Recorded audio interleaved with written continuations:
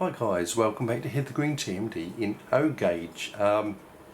Firstly, I'm going to apologise for this. I'm coming out from COVID isolation. Done a bit of tinkering in here. Haven't really felt that bad, to be honest with it, in my case. I know others get it worse than me. What's happened? Well, I don't know if you can see it here. It's hiding behind me. Oh, there it is. First class 56 has arrived, waiting for transfers. I've got a sound chip here, not the sound chip I ordered, so I'm going to be able to do 2 installs because I have another 56 on the way. So I will have a version 5 XL ESU lock sound chip to do, and the one that I have has arrived. Slight error in the ordering process and creating and shipping out to me. I got sent an lock sound version 5L. Now I've not done one of those before. It's all solder pads, but it actually looks quite good, so we'll fit that one up and we'll do a lock sound version XL to go with it, so that'll be coming up shortly. I'm going to be going back to work this week, so maybe middle of the week on my days off we'll get that sorted. Oh, we've got to stop saying but it's, you know, I'm sorry, but it's how it is this week. The layout itself, I've completed the main shed floor. Got to stop it. The cork layer on the bottom to bring it up, and then 2 layers of card. It's just photo mounting card, textured on one side and grey and just flat white on the other, and I wanted the texture side up, and then I gave a quick coat of Humbrol paint and then the weathering oily solution on top, and that's what the majority of this video is going to be: weathering the track, painting the rails, and showing you the technique that I've used to get the base weathering and colour of the shed floor. So there we have it. Things are progressing still. Things have moved on from the last video that you saw. It's just motivation at this very moment in time. I want to get on and do it. The urge is there. It's just physically being able to do it. So without further ado, let's take you over to the shed itself and we'll crack on with painting and weathering the track and the concrete first part. See you in a bit. As you can see, this is 2 layers of cardboard on top of a cork layer to fill in the gaps between the wooden battens that were used to construct the pits themselves. This was then painted matte 121 on the Humbrol paints and allowed to dry. A couple of coats and sprayed with an airbrush. But as you can see, this area here is a darker colour than the 121 because I've had to go at practicing, so I didn't know what I was going to use first to get the colour right. Because it being cardboard, I didn't want to use water-based acrylic washes because it just soaks into the cardboard. I did a practice piece here that I had to go on, and it's just soaked through and it's made it soggy and the edges come apart easy, so not using acrylic washes. The first colours that we've got here,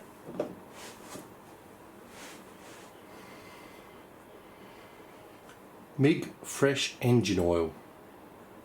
Now that is the colour that I'm currently using to paint the initial dirt colour on the concrete, and I'm painting the rails a grey colour in the shed rather than a rusty, because it's in the shed, it gets covered in oil and occasionally water, so it's not a rusty brown colour so much, more oily.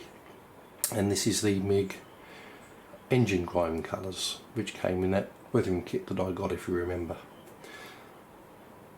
So these are the 2 colours we're using on top of the matte 121 from Humbrol to create the initial weathered appearance. Now if I just bring you around towards the end of the shed,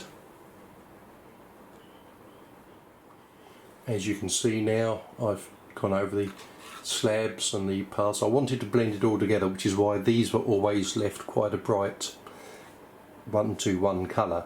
I didn't want to weather this part of the layout and then try and blend this part of the shed to it. I wanted to do it all one go so that I can blend it all together as we go. Doesn't have to be accurate, just a quick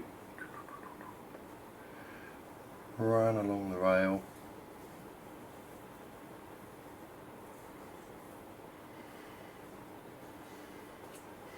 As quick as that.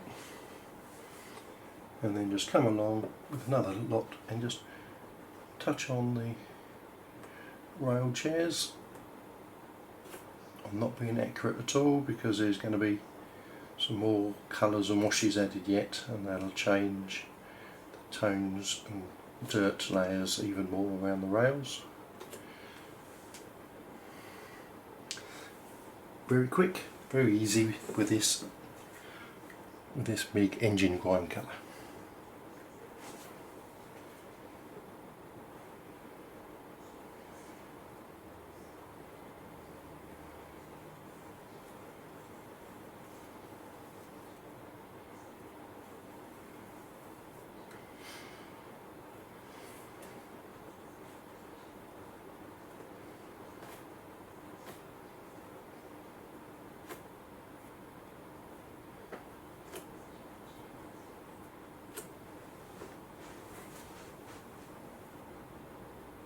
Now we're going to put the oily stains on the ground using MIG fresh engine oil, which is 1408 is the code here.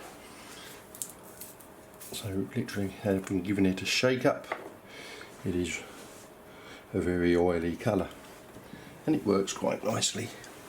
So what we're going to do is liberally, with a nice wide brush, just spread it about.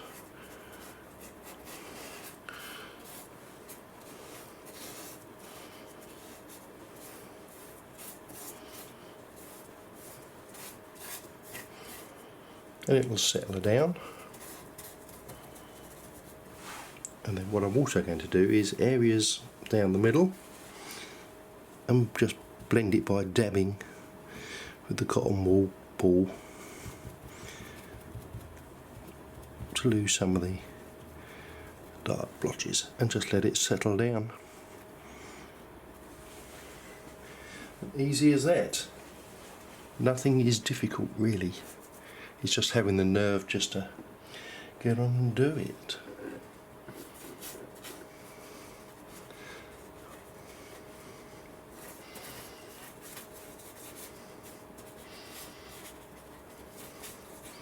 So I could even do it this way, just add it in and then spread it around with the cotton wool down the middle.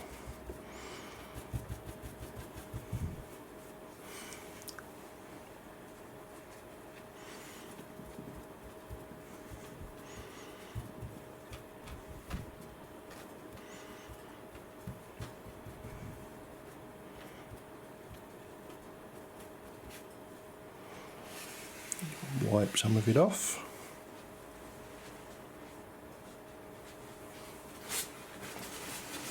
And if you're getting too much fluff, you can still come back with the tissue as well and do exactly the same thing.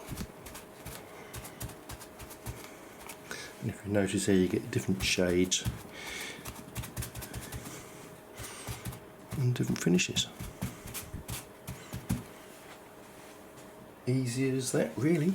You can add a bit more, spread it around a bit more.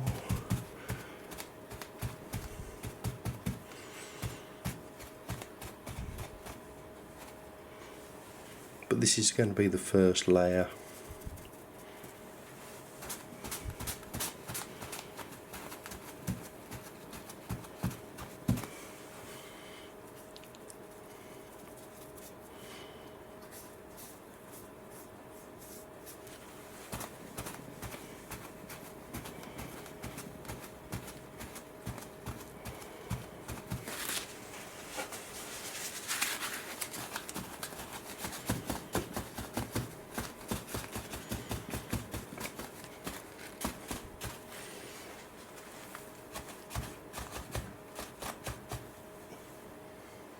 And I'll just continue on around the shed.